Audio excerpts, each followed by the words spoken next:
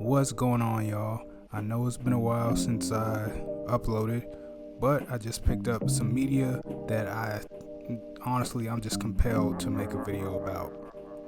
I collect video games.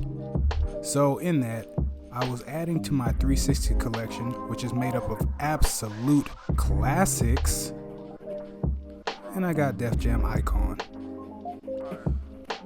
Here's the cover art. I'm not sure who that is on the front. It kind of looks like Young Dro, but I'm not sure. So this is the back cover, and it's pretty much just giving you a breakdown of what the game's about. Pretty unassuming. So I loaded up, and I'm getting ready to play. So let me get the prerequisite info. This game was following Def Jam Fight for New York, which is pretty much a cult classic. And if you don't believe me, you can try and buy it. And I guarantee you, it is going to cost you at least a pinky. I mean, people love this game. For obvious reasons. It has a star-studded cast of the hip-hop elite and even like random video girls and other stuff. The gameplay is amazing. It's developed by Aki, which made some of the greatest wrestling games of the previous generation. And probably the current generation that this game came out in as well. I mean, it's overall just a really loved title. And it came out on all the big platforms, GameCube, Xbox, and PS2, and like every version of it people love. So that brings us to Def Jam Icon, which I'm gonna be honest is a totally different experience, and I completely missed it when it came out.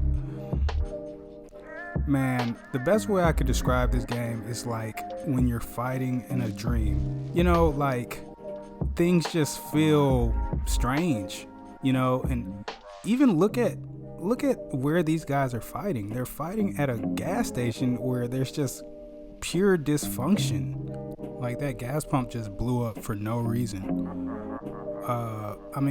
This game is really an interesting case because it wasn't developed by Aki, and you can tell EA was trying something different, more aligned with the Fight Night series.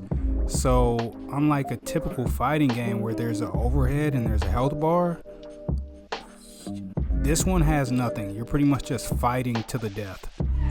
Like, you just kind of have to gauge how well you're doing based on the damage of, like, you know, your character or the opposition's character. So in a way, it is like super progressive. Not to mention there's a whole rhythm element to the game where you're basically using rhythm to time your attacks and how to hit people in the obstacles. It's pretty much just chaos, man, but a part of me actually likes it.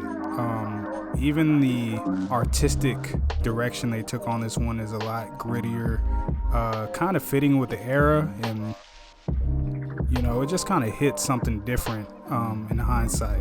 But like I said, you pretty much just fight to the death. Like, it's crazy. So another totally absurd part to me is the licensing in this game. One of the stages is 106 in Park, like with the BET logo in the background. They paid a lot of money for this game, for the soundtrack and the clothing. Jeezy is doing a spiraling kick. I've never seen Young Jeezy do anything like that. It's just really a crazy game. And like I said, they have real clothing brands in here, like LRG, Jordan, Fat Farm, South Pole, I'm pretty sure. They pay top dollar for this game. Another thing is the story mode, where you're basically building a label and you create your own character, you rise through the ranks. It starts off with this intro, which in my opinion is paying homage to Belly, which again is just strange, but I let him rock. And this guy bumps into your character at the club. They have some words. It's like typical hood stuff. He's like, hey, you spilled a stain on my white tee. And then, yeah. And then you're fighting in the club. Yeah, man. To be honest, I'm a fan. I haven't played Fight for New York in so long that this game is just doing something for me. And if for nothing else, it's totally entertaining. Like Bun B, I've never seen Bun B move like that. And I'm pretty sure this game is the only place you can see that.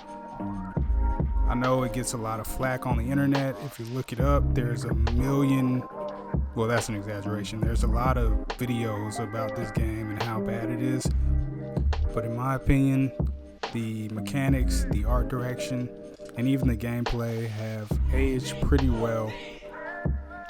I mean, for all intents and purposes, this game is pretty good. I'm a fan. Glad I could add it to my collection. Def Jam Icon, long live physical.